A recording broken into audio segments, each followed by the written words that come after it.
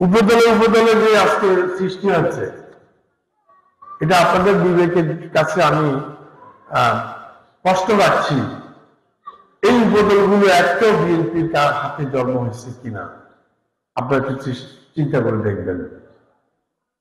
প্রথম এই দলটা জিয়াসার শান্তিবাহিনী জন্ম হয় শেখ সাহেবের কারণে অথবা ওনার সময়ে, আওয়ামী লীগের সেই 72 সালের শুরুতে। এরপরে আসেন ইউপিডিএফের জন্ম হয় 96-তে, যখন আওয়ামী লীগ সরকার থাকে। সন্টুবাবুর জিএসএস-এর অস্ত্র সমর্পণ হয় যেদিন, সেই দিন কিন্তু স্টেডিয়ামে ডিক্লারেশন হয় ইউপিডিএফের। তাহলে আওয়ামী লীগ সরকারের সবাই কিন্তু ইউপিডিএফের জন্ম হয়, এবং এখানে কিন্তু আওয়ামী লীগ সরকারের হাত ছিল। আমি অন্য জায়গায় বলতে না পারলেও এখানে আওয়ামী লীগ সরকারের হাত ছিল যে শহীদুল আলমকে দমিয়ে রাখার জন্য, সোজা রাখার জন্য আরেকটা গ্রুপ সৃষ্টি করতে হবে। এটা ছিল তৎকালীন আওয়ামী লীগের পলিসি, যার কারণে সন্টুবাবুর ছাত্র সংগঠনের নেতাদেরকে দিয়ে ইউপিডিএফের জন্ম করেছে। তাহলে এই দুটা দল গেল, বিএনপির কোনো হাত নাই।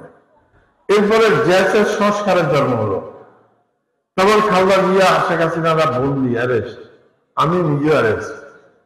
তখন general Mohiur Ahmed, general Fakhruddin, general Masududdin Ahmed, Fakhruddin আহমেদদের সরকার চালায়। ওরা বলল কি যে আমরা বাংলাদেশের বড় দলগুলোর মধ্যে সংস্কার আনতেছি, তোমরাও এক কাজ করো, সংস্কার নাম দিয়ে তোমরা সন্টুলার মত থেকে আরেকটা গ্রুপে চলে আসো। এই সংস্কার, জিয়াসের সংস্কারের জন্ম হয়। এবার আসেন গণতন্ত্রের জন্ম কখন হয়? 18 সালের ভোটের আগে।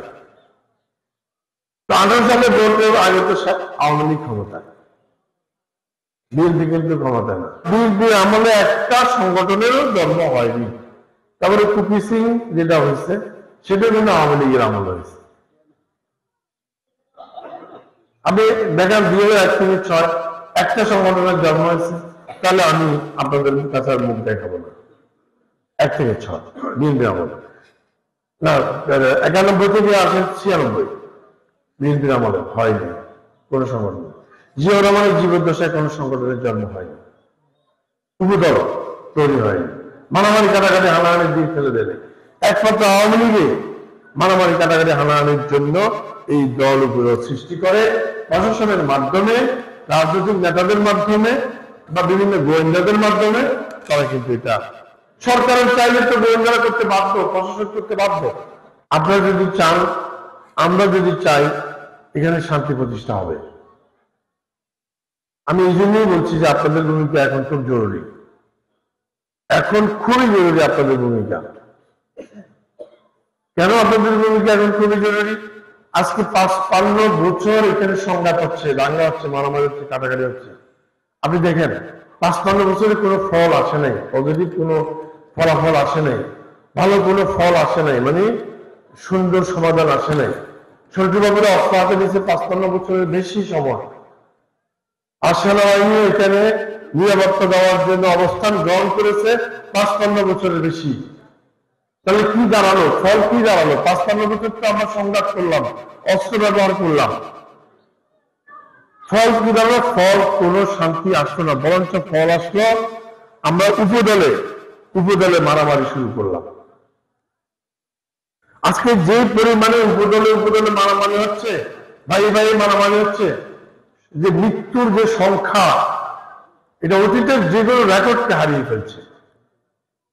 মৃত্যুর যে সংখ্যা, অতীতের সব রেকর্ড হারিয়ে ফেলতেছে। এখন আমাদের উপদলে মারামারি বন্ধ করতে হবে। সেটার জন্য আপনাদের ভূমিকাটা আমি সবচেয়ে বেশি গুরুত্বপূর্ণ মনে করতেছি।